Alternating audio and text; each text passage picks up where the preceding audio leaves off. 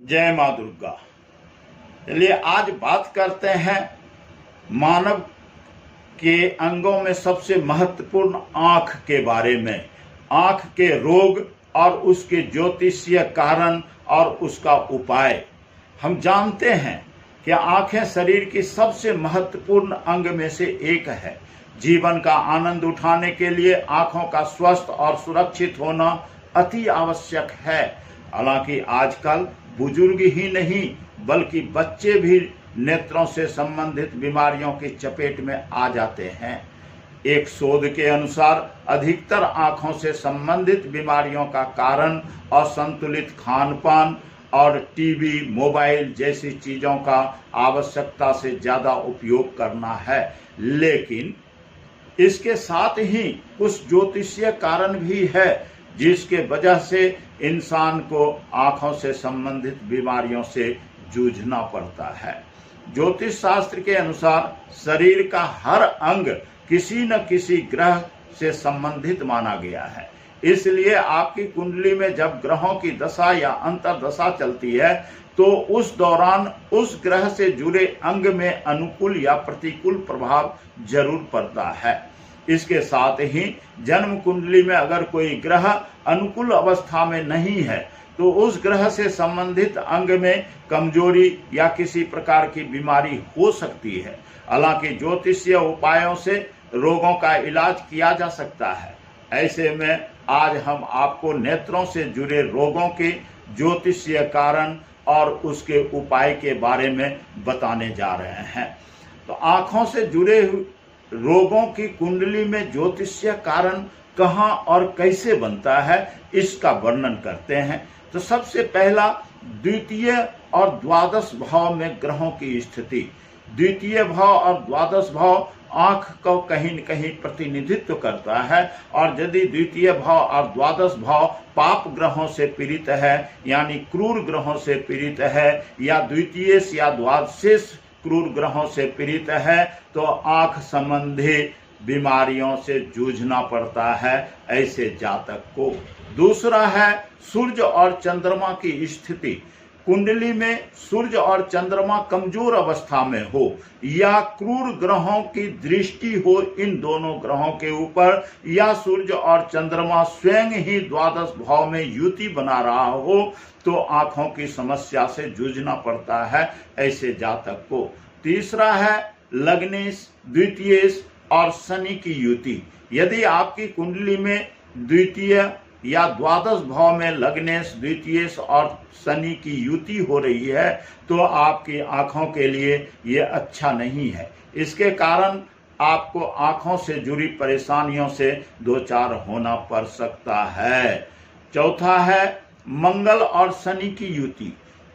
यदि आपकी कुंडली में मंगल और शनि द्वितीय भाव में एक साथ बैठा हुआ हो तो इससे भी आपको आंखों से जुड़ी समस्या बन सकती है। पांचवा है त्रिक भाव में ग्रहों की युति। यदि आपकी कुंडली में द्वितीय, द्वादशेष, लग्नेश और शुक्र की युति त्रिक भाव में हो, त्रिक भाव कहते हैं छठा, आठवां और 12वें भाव को, या फिर द्वितीय, सप्तमेश, लग्नेश और चंद्रमा की युति त्रिक भाव में हो तो आपको नाक से जुड़ी हुई समस्याएं आ सकती है और आप जीवन में बार बार आंखों से जुड़ी समस्याओं से जूझ सकते हैं।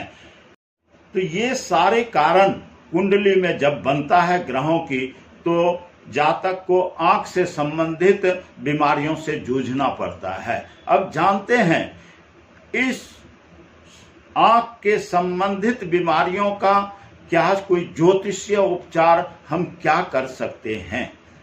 तो देखते हैं जिस तरह से विज्ञान ने आज आंखों की समस्याओं को दूर करने के लिए कई तरह के यंत्र और दवाइयां बना ली है, ठीक इसी तरह ज्योतिषविदों ने वर्षों पहले नेत्रों से जुड़ी बीमारियों को दूर करने के लिए कुछ ज्योतिषीय उपाय बताए हैं।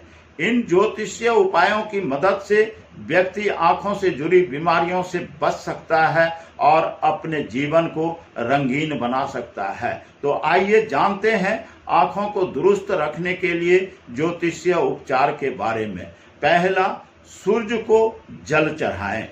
अगर आपको अपनी आंखों को रोशन बनाए रखना है तो धरती पर रोशनी की सबसे बड़े स्रोत सूर्य को कुंडली में प्रबल करना होगा। इसके लिए आपको सूर्य की आराधना करनी चाहिए और रोज सुबह सूर्य को जल अर्पित करना चाहिए। इसके अलावा आप सूर्य के बीज मंत्र ओम ह्राम ह्रीम ह्रोम सह सूर्याय नमः का भी जप करते रहना चाहिए। प्रातः उगते हुए सूर्य को जिसकी आभा लाल रंग की हो, नग्न आंखों से देखना नेत्र ज्योति को बढ़ाता है। दूसरा है लग्नेश द्वितीयेश को मजबूत करना।